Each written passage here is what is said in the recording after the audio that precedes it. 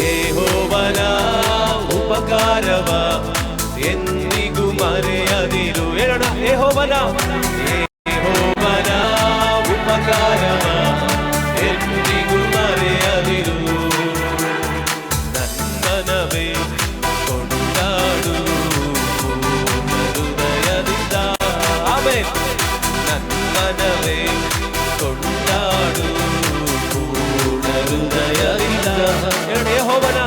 ಯೆಹೋವನ ಉಪಕಾರವ ಎಂದಿಗೂ ಮರೆಯದಿರು. ಯೆಹೋವನ ಉಪಕಾರವ ಎಂದಿಗೂ ಮರೆಯದಿರು.